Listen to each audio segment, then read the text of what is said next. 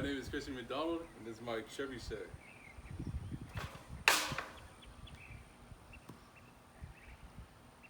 Alright, so what you saw in that last clip was my trebuchet that I took about 8 hours to build today.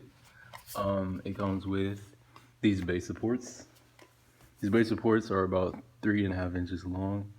Then I nailed these two base supports together with these 5-inch pieces of wood just to keep them together. And then I have these uprights. This supports the arm.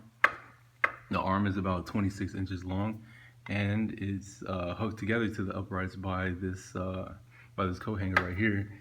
It's used as a fulcrum for the trebuchet.